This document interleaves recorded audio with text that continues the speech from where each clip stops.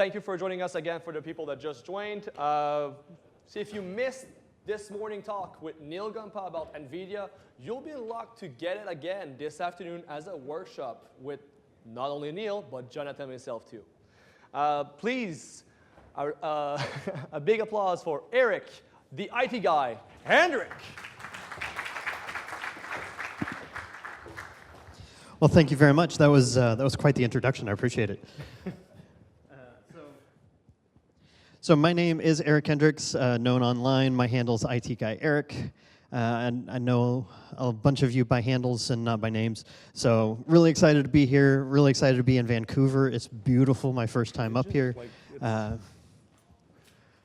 Oh, hey, how about that? Oh, cool. All right. So while we're sorting out the screen, a couple of quick questions for the audience here today. How many of you are or were sysadmins? Okay. Developers? Awesome. VFX? Okay. There will be a quiz after this. Okay, there won't really be a quiz. I just want to know who I'm talking to. Really excited that we're here today. So, now that we've got the bugs worked out, I want to talk a little bit about no downtime, no compromise. AlmaLinux for always-on VFX pipelines.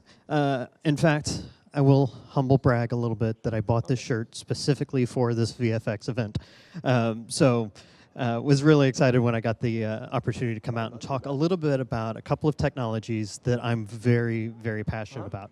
And we'll get into those. I forgot I actually had a slide for this. So I am Eric Hendricks. I work for KernelCare, also sort of an open source advocate. I've worked on projects like the Sudo Show, the Fedora podcast. Gosh, I've talked at conferences from coast to coast. So really excited to anybody that wants to come up and talk afterwards, happy to answer any questions. So first off, always begin with a problem. What I've been told is that people don't run servers or workstations just for the sake of running a server or workstation. Kind of a shock to me. So there's a problem we need to solve, and there's a couple of tools that I want to recommend to solve those problems. And then, of course, some Q&A. So what is this problem? So as a longtime systems administrator and as someone who has 6 people in his home, the problem is that we have different hardware platforms that serve different purposes, that run different operating systems potentially. And so the problem is, how do you build all those systems to where they're easy to troubleshoot, to where they're easy to build, deploy, tear down, rebuild, redeploy? Because I don't know about you, but I tend to rebuild my systems probably twice a year, sometimes more.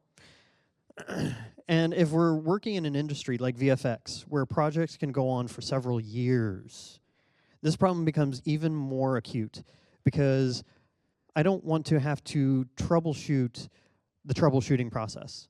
What I mean by that is I don't want to have to think about how did I build this system? I don't want to think about what packages are installed. I want to know that the image that I use to deploy to build all of these systems is identical. And so that's where, sorry, I got ahead of myself. So specifically in VFX, we're thinking about, there's kind of 2 prongs to this problem. The first is your VFX pipelines. I'm thinking render farms, whether that's AWS with GPUs, or back in my day, it was dozens of servers, all with GPUs, running inside a data center somewhere. How do we ensure that all those systems are identical, that they run the same, that it doesn't matter which job goes to which server in the render farm because they're all identical? On the other side is, if you have someone who's doing VFX type workloads on a workstation, you want to know how their system's built. You want to know the profile of that system. Manually provisioning, not fun.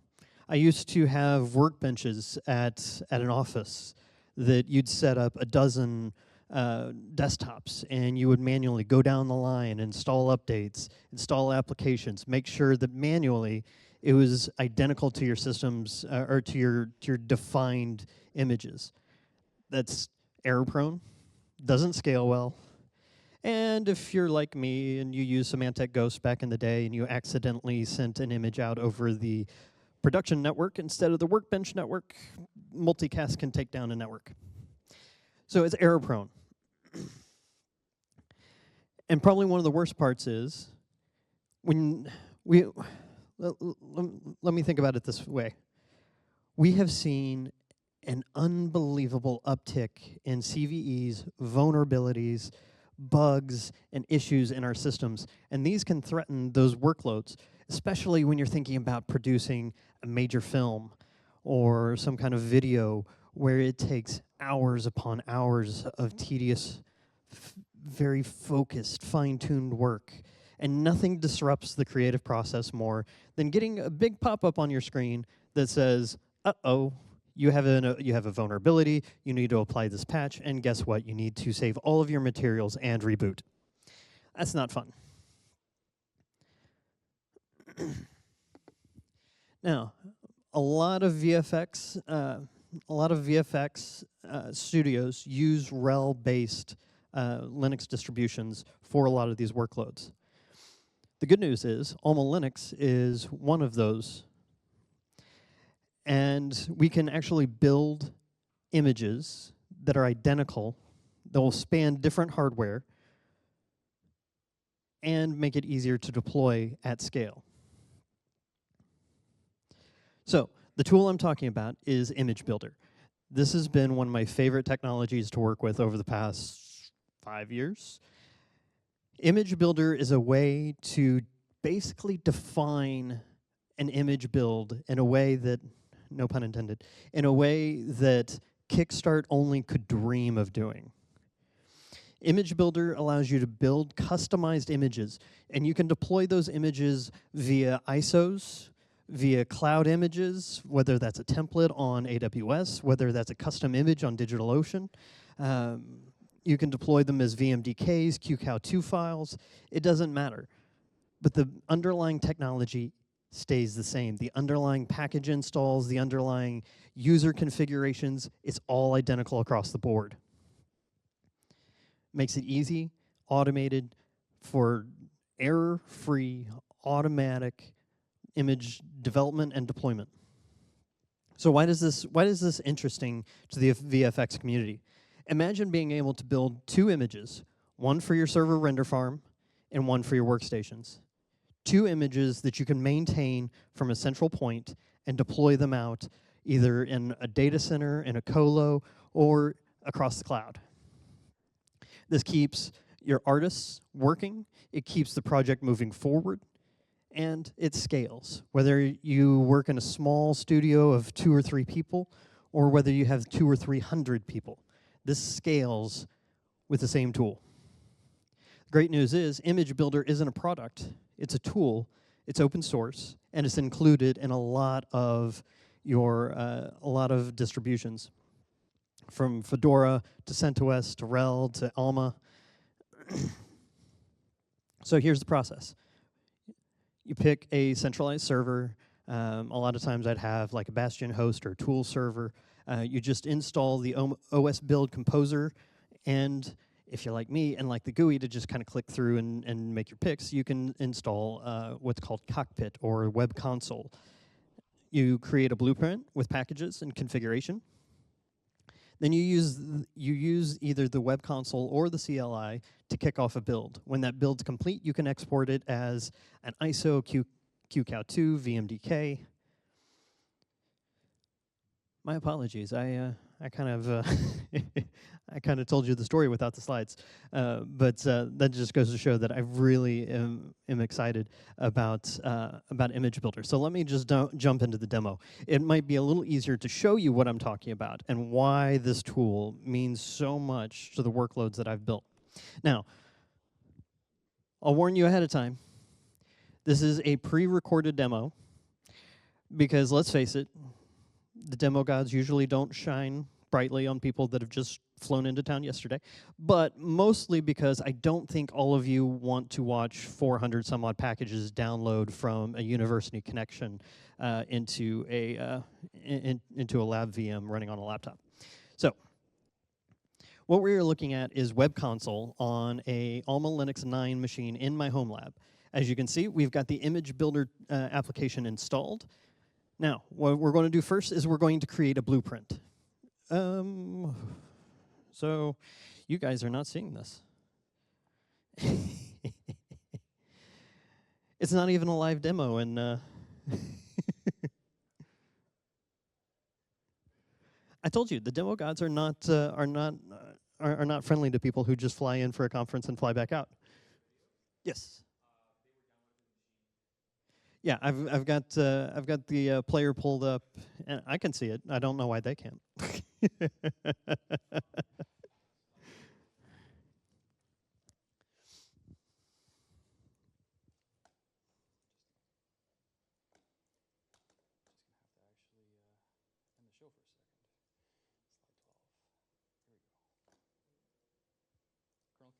KernelCare? That's the second one. No, you're fine. You're fine. Image builder. Yep. Wonderful. All right. So now we are looking at the web console, and you can see that we've got image builder installed. We've got no blueprint. So let's go ahead and create a blueprint. We're going to give it a name, something obvious that we can keep track of. AlmaLinux 9. This is just a vanilla build. We're not going to do anything too special with it today. That's the beauty of this being a built-in tool, is that you'll be able to actually try this out for yourselves. So we can actually customize the packages that are installed. So a lot of times configuration files or maybe artist files are installed via Git. One of the tools I always install is Tmux for command line tools. So from here, we can actually very thoroughly customize the system. We can give it a specific kernel version. We can customize the file system layout. So we're going to give a little bit of extra space to the root file system, maybe create a home partition. We can really spread that out so that we can really customize that operating system. You can even enable and disable systemd services. You can open up ports in the firewall. All of this you can do through this wizard. You just walk through step by step. We can create users that need to be across the entire system. So if we have maybe maybe an infrastructure automation tool like Ansible, we can go ahead and create that user, give it a password, give it an SSH key. So that's already pre-baked into the image that we're going to deploy. We can add system level SSH keys, create groups, set our time zones. Maybe we need more than just English as a language. And we've got additional tools here, things like OpenSCAP and FIDO device support as well. This is Image Builder. And once we're done, of course, this is just a very, very simple explanation. But once we're done, we can still see through all these cards how our images are configured. So we could configure one as a workstation image, and we could configure another as more of a server render system. Once we've got our blueprint the way we want, we can go back, or we can then start to create an image. So I'll just do a QCOW2 file. We're going to click Create, and here's where the post-production magic goes into effect, because we're just going to kick off the build. It's added to a queue, and within moments, which is actually about 15 minutes on my home system, we've got an image ready to download, and we can even save off this blueprint to a file share or a Git server, somewhere that someone else can copy and edit this file. And so, show you that this actually works, I've got a test VM in my home lab. It's running kernel 5.14, AlmaLinux 9.6, and just to show you that it works all the way through, we've got the Git packages and supporting libraries, and then we also have Tmux installed. So that's just a one-off example. Imagine scaling this to an environment where maybe you have 1,000 workstations, maybe you have 1,000 render nodes. This scales so well, and when you tie it into something like version control, it really makes life a whole lot easier, whether you've got 6 people or 600 people. And thank you. And I've only got a few slides before we'll switch to a second demo. Thank you. All right. So now we've got all of these systems ready to go. We've built out our workstations. They're identical. We know how they were built because we can see the blueprint. And then on the other hand, how do we maintain them long term? How do we know that there won't be some vulnerability that all of a sudden all of our IP is now public knowledge? How do we know that our server render farm doesn't end up as somebody's, I was going to say Bitcoin miner, but I don't feel like that's entirely relevant these days. But I don't know, what are people doing these days? Expanding their LLMs, maybe using your render farm. That's where TuxCare's product KernelCare comes into play, because we all know, whether we're running Windows, Linux, Mac, server, workstation, laptop, it doesn't matter. We all know that we have to patch for vulnerabilities. That usually brings about a workflow disrupting process of having to download, apply patches, and reboot. But not with KernelCare. So what is KernelCare? KernelCare live patches the Linux kernel, or as we like to call it, rebootless patching. Because what it does is it patches the kernel in memory. So what is the difference? What is the significance of that? On the one hand, when you install an RPM, that is installed to the file system. The reboot is what loads the kernel into the patched kernel into memory. Sorry, had to see how I was doing on time. So when you install an RPM, that's on the file system. But that doesn't impact the kernel that's running in memory. And that's what's really vulnerable. That is what is the real and present danger in that moment, is the kernel running in memory. So your typical package manager will fix it at the file system level. That's still important. You still want to patch the packages that are installed. But what about in memory? That's where KernelCare comes in. What it does is it'll download in the background any fixes that come available. So as you're going every few hours, KernelCare will check in. You can run ePortal as a if you're in an offline environment, or it'll go check in with the home servers at TuxCare. And what it'll do is it'll look for any new vulnerabilities since the last scan. If it finds one, it'll download those and put them into memory. So what it does is it'll download, and then when that download is complete, it will actually pause operations for milliseconds. I mean, we're talking a fraction of time here, where any running processes are paused, the new kernel package is put into memory, into operation, and then those operations resume. There's support for AlmaLinux, RHEL, CentOS, and other compatible distros. And what this means is you don't have to reboot in the middle of your workflow. In fact, I've talked to a couple of customers that haven't rebooted their systems in 1,000 days.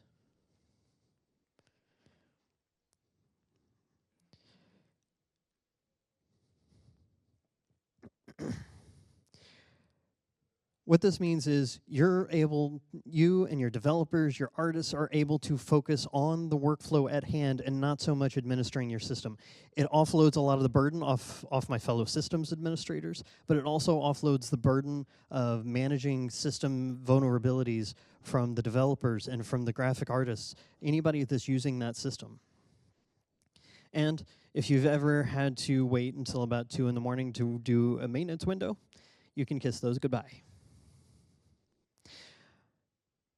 So what that means is we can use Image Builder to build identical images for our workstations and for our server clusters. And then we can use a tool like KernelCare to go in and actually apply vulnerability fixes as we're running.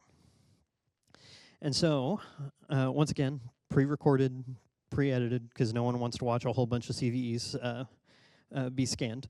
We're all looking forward to lunch, so. So what we'll do here is I've got a quick pre-recorded demo, and I'll walk through what it looks like to install and run a scan on KernelCare.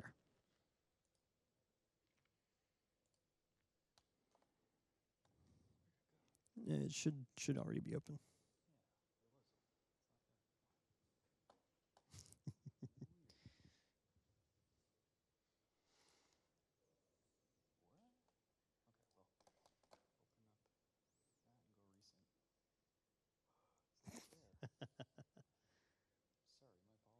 Oh, no need to apologize. Yes. All right, there we go. All right, so what we're looking at here is a similar 9.6 AlmaLinux install in my home lab. And what we're going to do is we're going to just call down a script. Please check it, even if it comes from a vendor like TuxCare. But we're going to pull down a script that's going to install KernelCare on our system and get it set up to run.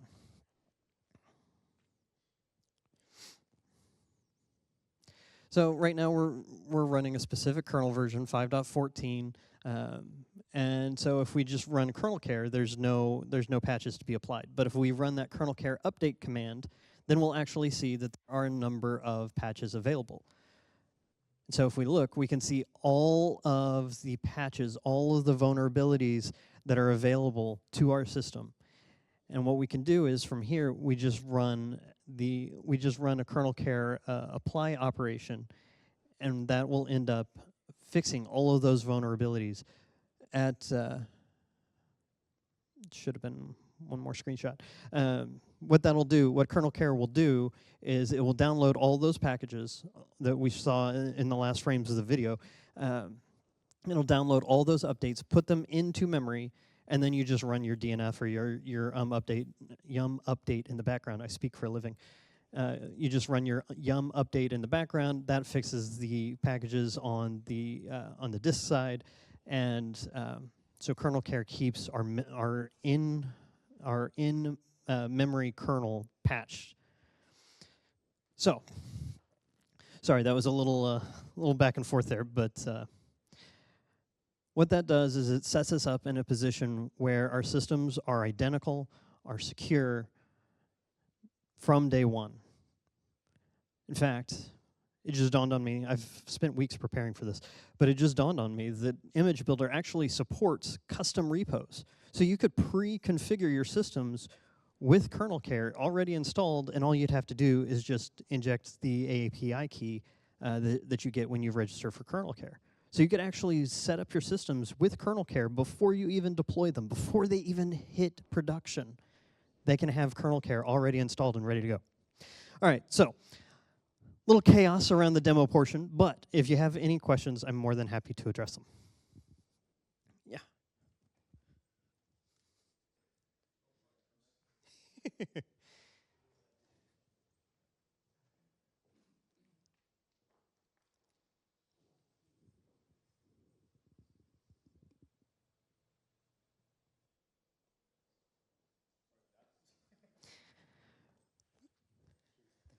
Yeah, so you covered the image creation process.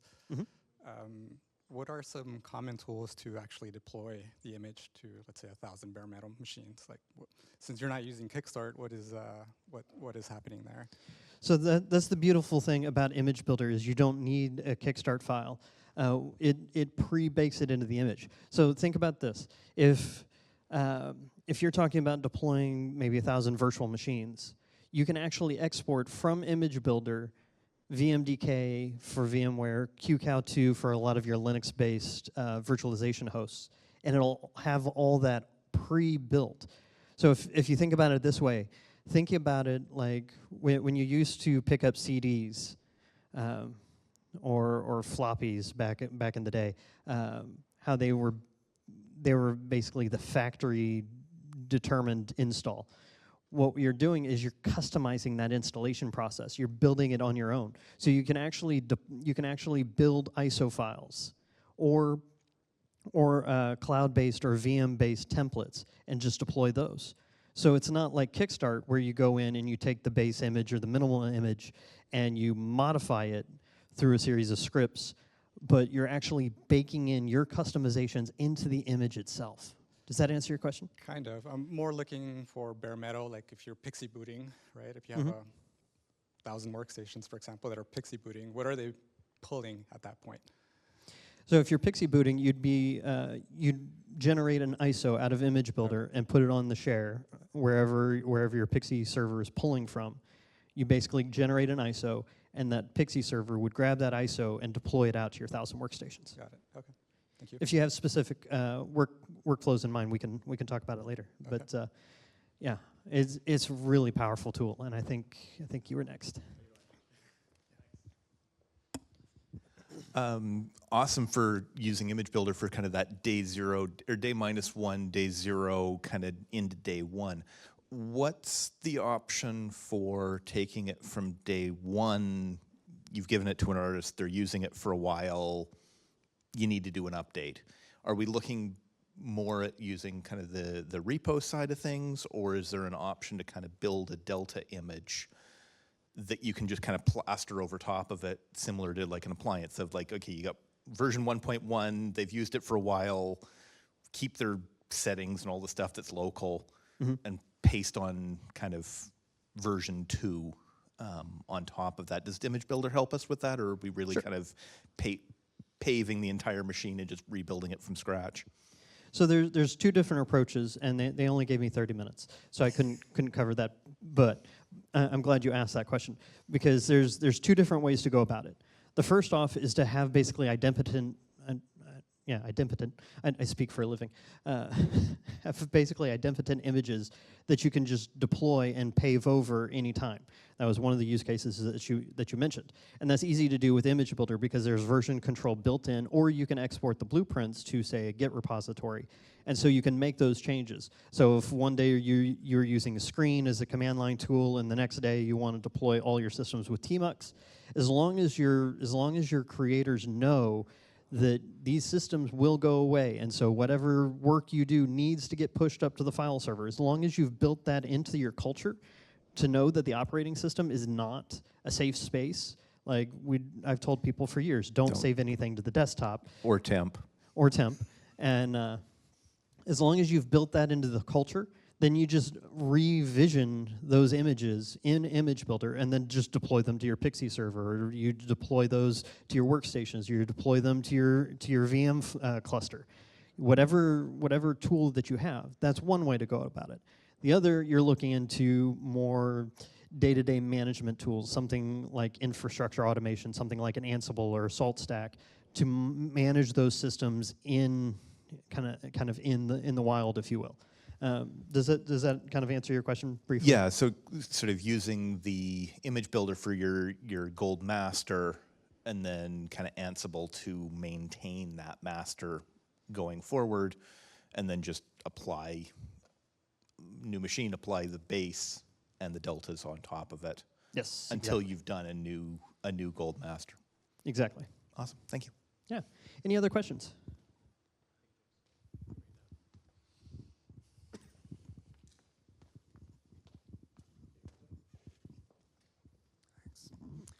When kernel live patching systems were first introduced, they had a limitation where they couldn't live patch changes that changed in kernel memory structures. Does KernelCare suffer from that same limitation, and roughly what percentage of patches can actually be done live versus requiring a reboot? Okay, so let me echo your question, make sure I understand it. You're talking about a lot of in-memory kernel fixes have limitations to vulnerability patching. KernelCare circumvents that. What it does is it basically pauses all of the transactions going on the system at that fraction of a second. So it pauses all the workflow. It replaces the kernel line. Not even, I should have mentioned this during the talk itself, but it doesn't replace the entire kernel, but only the specific changes. So it's just the delta between the vulnerable parts of the kernel. So if you've got a loop or something that's 6 lines long, six lines of code, and that 6-line block is what's vulnerable, what KernelCare will do is it'll pause everything, and it'll replace only those 6 lines of code, only the things that have been changed. And then within a fraction of a second, we'll resume operations. And so when the system resumes, it's got that fix. So whatever that loop was, whatever that vulnerability was, is no longer applicable on the system because it's been patched live. So sometimes a vulnerability patch requires changing a memory structure, and that memory structure can exist already in the kernel in multiple places. So we're replacing the code. It makes the assumption that these memory structures are the new structure, whatever that is, but they of course can't be changed everywhere, at least not easily. So that was, my understanding was limitation in the existing updates. So do you have an idea of how many, like what percentage of patches can actually be done live like this? So right now, KernelCare and some of the additional add-ons like libcare that support things like glibc, OpenSSL. We've got some language support that's coming online as well. But as far as the specific percentage, most, if not all, I don't have a specific number or even a ballpark that I can give you. But I've not seen a lot of kernel vulnerabilities that haven't been able to be patched in this fashion. Any other questions? Awesome. Well, I will hand it back to. Thank you all very much. Really appreciate it. Thank you all for coming out, and happy to talk over lunch.